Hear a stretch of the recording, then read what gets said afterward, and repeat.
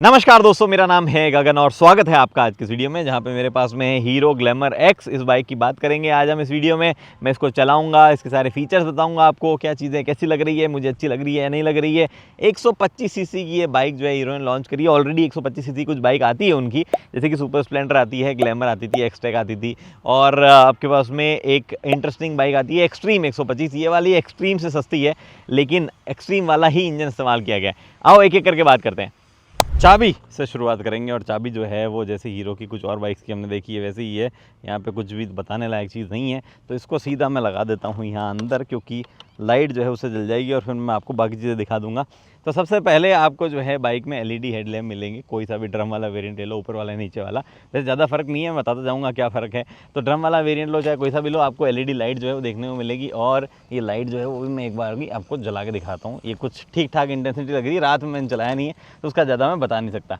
अब ये जो पार्ट है, यहाँ पे आपको पतले टायर मिलते हैं, और जो टायर लगे हुए हैं जेके ब्लेज वो भी बढ़िया क्वालिटी के नहीं है। तो वो एक समस्या मैं जो है आपको पहले ही बता दूं। यहाँ पे टायर की साइज़ जो है वो कहाँ गई भैया, लिखी हुई आ नहीं रही क्योंकि पीछे की तरफ दब गई है। इस तरफ देख लेता हूँ, जहाँ तक मुझे पता है टायर की साइज़ जो है, एक दिन पता क्या सही बताता हूँ ना, 80 100 18 ये जो है टायर की साइज़ है। 18 इंच के अलॉय हैं। उधर आपको डिस्क दिख ही रहा है, ड्रम वेरिएंट वाला ऑप्शन भी अवेलेबल है। एबीएस किसी में नहीं है, आपको एबीएस मिलता ही नहीं है इस बाइक में। एबीएस अगर आपको चाहिए 125 सीसी के इंजन के साथ में, तो आपको एक्सट्रीम ही लेनी पड़ेगी।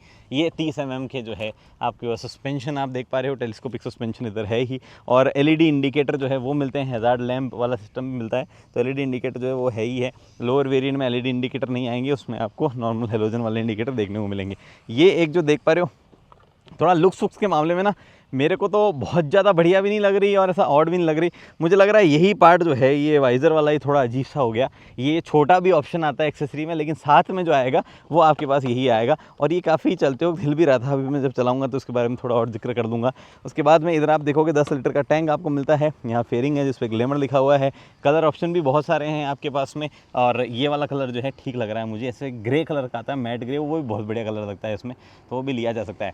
170 mm की ग्राउंड क्लियरेंस मिलेगी। ये जो साथ में लगा हुआ है इसके साथ में 170 mm की ग्राउंड क्लियरेंस। जो सीट हाइट है वो 790 mm की है। अगर आपको जानने की इच्छा थी तो एक्सट्रीम की थोड़ी सी ज़्यादा है सीट हाइट और ग्राउंड क्लियरेंस दोनों के दोनों। उसके बाद में इधर आओ, स्विच गियर वगैरह पे आते हैं।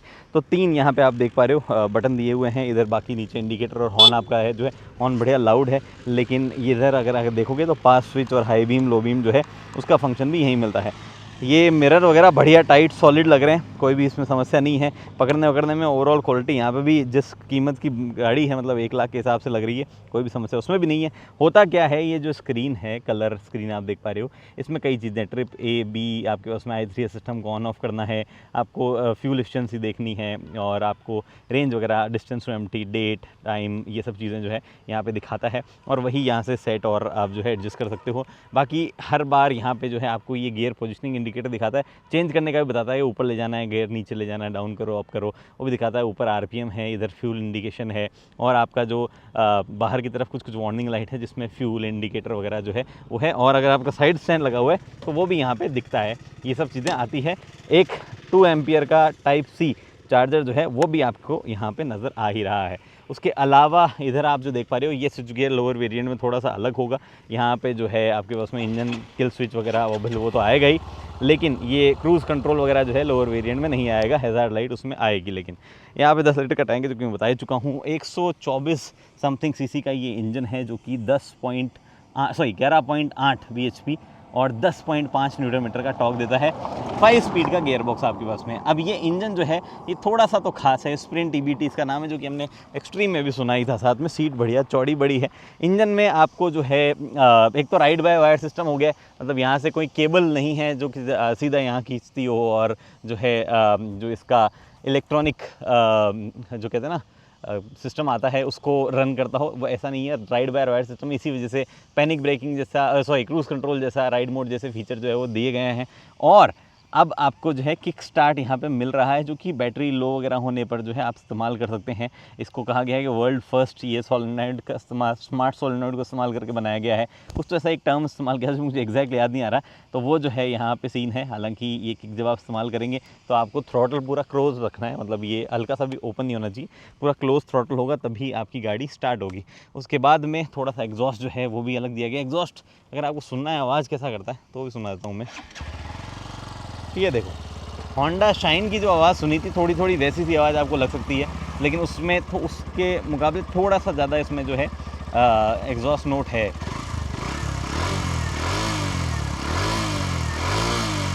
ज़्यादा एग्जॉस्ट से ज़्यादा इंजन जो है उसी की आवाज़ जो है आपको थोड़ी सुनाई देगी। पीछे की तरफ ज़रूर एग्जॉस्ट ज़्यादा सुनाई देगा यहाँ पे। तो ये वाला सीन है। अगर आपको चाहिए कि मैं एक बार किक स्टार्ट करके बता दूँ तो देखो, ये थ्रॉटल जो है क्लोज है, यहाँ से पकड़ रहा हूँ मैं।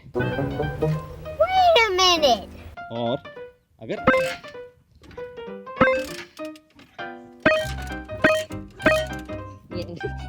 होगी नहीं मेरे से एक साइड से, क्योंकि गाड़ी जो है हिल बहुत रही है, तो मैं बैठ के जो है फिर भी कर सकता हूँ। बैठ के करके दिखाऊँ आपको। ये मैंने बैठा, अब मैं करके दिखाता हूँ, बिकॉज उधर से तो हिल बहुत रही है। ओह सॉरी, मैंने यहाँ से बंद कर रखा है। ये लो यहाँ पे हो गई। तो आपको जो है नहीं इस्तेमाल करना है किसी भी तरीके से एग्जॉस्ट थ्रॉटल, तो मामला जो है आपका चल जाएगा।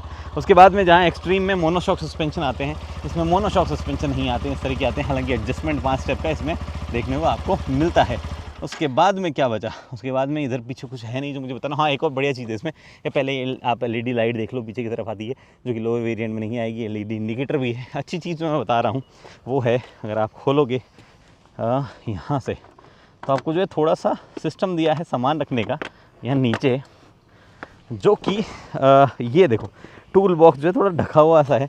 तो ये एक बढ़िया चीज़ है। हालांकि वाटरप्रूफ वगैरह नहीं है, ऐसा पानी वानी अंदर जा सकता है, बट फिर भी सामान जो है इस तरीके से रखने का सिस्टम दिया है जिसमें आप डॉक्यूमेंट वगैरह रख सकते हो।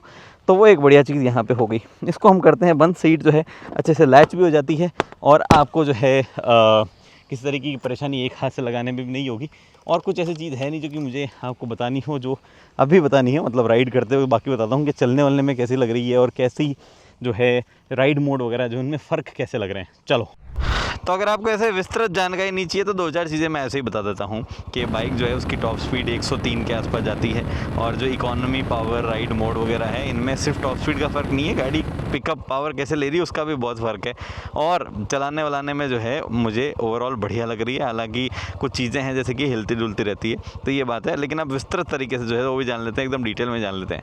तो सबसे पहले i3 सिस्टम मैंने ऑफ़ कर रखा है। और इकोनॉमी मोड में जब आप पिकअप लेते हैं बाइक का, तो बड़ा ही स्मूथ और ऐसा लगता है कोई 100 सीसी की बाइक, 110 सीसी की बाइक जो है वो आप चला रहे हो। और बढ़िया मोड है ये, अगर आपको शहर वहर के हिसाब से अगर चलाना है या आप खाली सड़कों पे भी आराम से चलाने वाले लोगों में से हो, तो ये बढ़िया है, कोई भी समस्या नहीं है। मोड चेंज करने के लिए मोड वाला बटन दबाओ और अगर थ्रॉटल पूरा बंद होगा तो ये मोड चेंज हो जाएगा। अगर मान लो ऐसे थ्रॉटल आपने खोला हुआ है, जैसे मैंने अभी खोला हुआ है, और अगर आपने मोड वाला बटन दबाया तो लिखा आएगा क्लोज थ्रॉटल, और जैसे ही थ्रॉटल आपने बंद किया मोड चेंज हो जाएगा।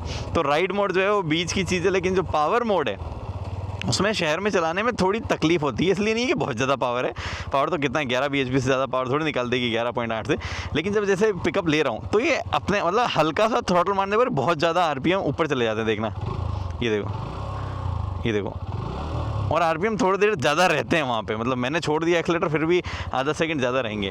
तो देखो, ये देखो, तो मतलब आपकी वो आदत पड़ने में थोड़ा टाइम लग सकता है। बट पावर मोड जो है वो उसमें पिकअप जो है वो थोड़ा बढ़िया हो जाता है और आपको जो है मज़ा ज़्यादा आने लगेगा। अगर आप खुली सड़कों पर चला रहे हो तो गाड़ी ऐसे स्लो नहीं लगेगी। और मेरे को सबसे बढ़िया मोड वही लग रहा है, हाईवे वाईवे के हिसाब से कोई समस्या नहीं है। लेकिन राइड मोड जो है वो बीच का ऐसा मोड है जो कि आपको ठीक ठाक पावर भी दे रहा है। और अगर आप ट्रैफिक में चला रहे हो या धीरे चलाने वालों में से हो तो आपका काम जो है वहाँ पे भी बढ़िया हो जाता है, कोई समस्या उसमें भी नहीं है। अभी एक चीज़ और है कि ये जो मोड वगैरह है इनमें फ्यूल एफिशिएंसी जो है, माइलेज वगैरह का भी फ़र्क पड़ेगा। लेकिन ओवरऑल गाड़ी का माइलेज जो है वो मेरे ख्याल से 65 से लेकर 70 के बीच में कंपनी क्लेम करेगी। अभी उन्होंने क्लेम किया नहीं आज जब मैं वीडियो बना रहा हूँ तब, लेकिन 65 से 70 के बीच में क्लेम करेगी। और 60-65 जो है 60 वगैरह के आसपास निकालना आसान है। अगर आप 60 की स्पीड से नीचे चलते हो तो उतना जो है माइलेज निकाल भी देगी। बहुत ऐसा तुरंत पिकअप ना लो तो ये जो है निकाल भी देगी, वैसे वाला इंजन और उस तरीके की माइलेज की फीलिंग जो है मुझे आ रही है।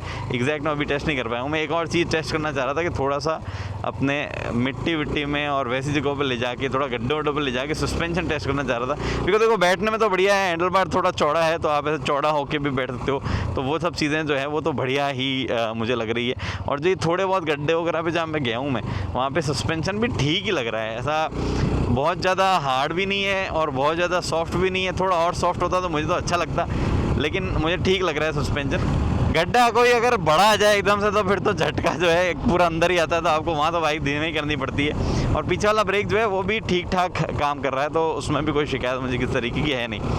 बाकी 100 की स्पीड पे क्रूज़ नहीं कर सकते हो आप लगातार। 60-70 के ऊपर जब आप जाओगे तो गाड़ी थोड़ी सी ऐसा आपको पता चलेगा कि हाँ वहाँ पे लोड लेती है। जो कंफर्टेबल स्पीड है वो मेरे ख्याल से 70 तक ही है, उसके इस बाद में आपको लोड जो है वो फील होने लग जाता है, लेकिन जाती 100 तक है।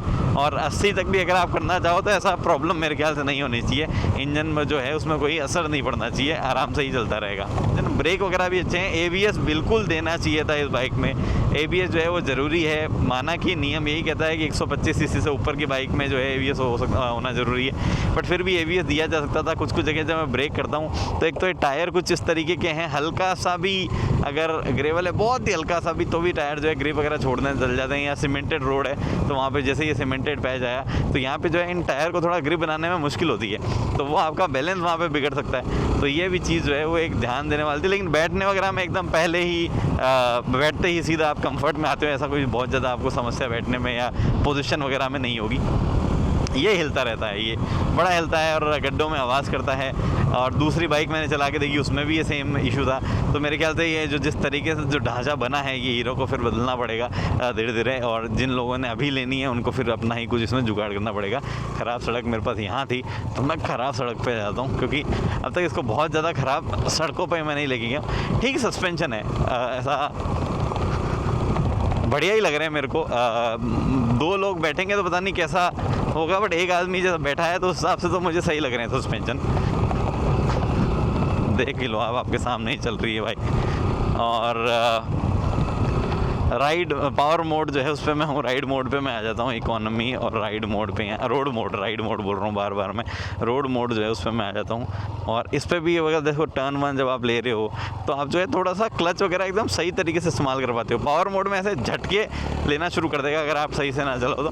देखो आदत पड़ने को तो आप लगातार पावर मोड में चलाओगे तो आपको उसमें भी स्मूथ चलाने की आदत पड़ जाएगी। वो तो अपनी गाड़ी पे जब हाथ बैठता है तो सब बैठ ही जाता है, चाहे कैसे भी हो, कुछ ना कुछ चीज़ें निकल जाती। गियर वगैरह बढ़िया शिफ्ट हो रहे हैं, कोई समस्या वहाँ पे भी नहीं है।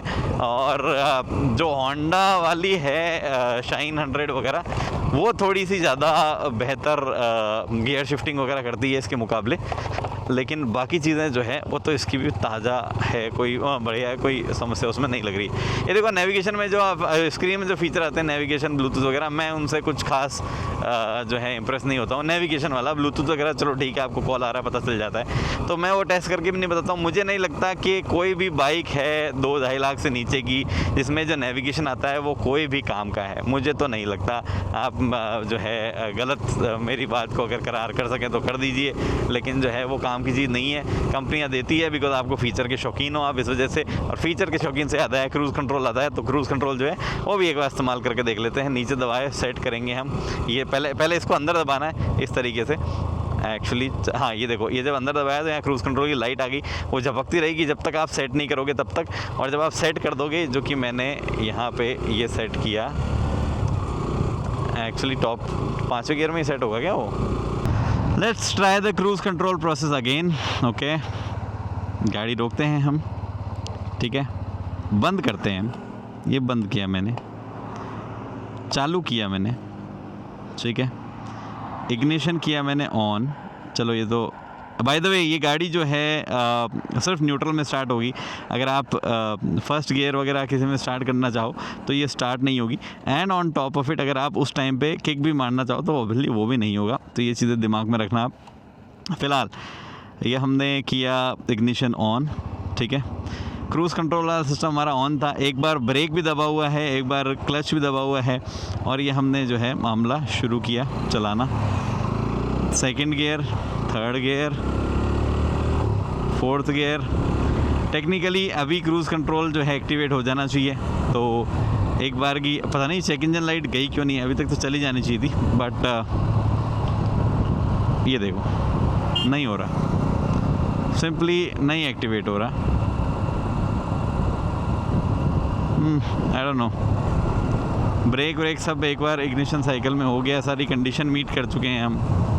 ये लो फ्रंट तीनों ब्रेक एक बार की हमने कंडीशन मीट कर दी है, 30 से ऊपर हैं, 40 से ऊपर हैं, नहीं हो रहा। तो देखो जो मुझे कहना था वो तो मैंने कह दिया। अगर आपके कोई सवाल है जो कि मैं जवाब जिनका नहीं दे पाया हूँ तो नीचे कमेंट सेक्शन में आप पूछ सकते हो, मैं जवाब देने की कोशिश करूँगा। एक लाइन में अगर मैं बोलूँ तो मुझे बाइक तो बढ़िया लग रही है, हालांकि हीरो के साथ में कई इश्यूज़ जो है उन्हें पहले सुनने को मिल रहे हैं कि इंजन और कुछ पार्ट्स वगैरह जो है उनमें कुछ प्रॉब्लम वगैरह थोड़े इश्यूज़ बता रहे हैं। और एक चीज़ ज़रूर जो है मुझे भी लगने लगा है कि क्रूज़ कंट्रोल से ज़्यादा ज़रूरी तो ABS वगैरह वाली चीज़ थी यार, लेकिन फिर उसके लिए आपके पास में एक्सट्रीम है, तो अगर आप लेना चाहो तो वो ले सकते हो। तो ऑप्शन जो है वो आपके पास छोड़ दिए गए हैं। हाँ, ग्लैमर में नहीं मिलेगा वो अलग बात है, लेकिन एक्सट्रीम में तो आपको मिल ही जाएगा। और इस इंजन जो है सेम ही है, चैसी थोड़ी सी बढ़िया है उसकी, थोड़ी सी भारी है तो वजन थोड़ा सा कम मिलेगा। बट जो भी ये डिसीजन आपके हाथ में है, आप जो है अगर कोई मेरे से हेल्प चाहते हैं तो कमेंट सेक्शन खुला है। फिलहाल वीडियो में इतना ही, उम्मीद करता हूँ वीडियो पसंद आई हो, लाइक शेयर सब्सक्राइब आप कर सकते हैं। अगली वीडियो से कल दोस्तों, हेलमेट जो है वो ज़रूरी है, उसके साथ में इंडिकेटर का प्रयोग ज़रूरी है। ये मिरर जो है ये भी किसी कारणवश दिए जाते हैं तो इनका भी इस्तेमाल करें। और ये जो हैज़ार्ड लाइट है, चारों इंडिकेटर जला के आपको ऐसा लाइसेंस नहीं मिल जाता दौड़ने का, इनफैक्ट ये सिर्फ खड़ी गाड़ी में इस्तेमाल करते हैं। तो बेवकूफ़ दिखना बंद करें कि जैसे ही थोड़ी सी बारिश हो या कुछ हो इनको जला लें। हेडलाइट जलनी ज़रूरी है, टेल लाइट जलनी ज़रूरी है, उससे विजिबिलिटी आ जाएगी जितनी चाहिए उतनी। बाकी इस पर डिबेट कर सकते हैं कभी और। आपको फ़िलहाल जो है मैं जाने की इजाज़त देता हूँ, मुझे भी आप इजाज़त। धन्यवाद।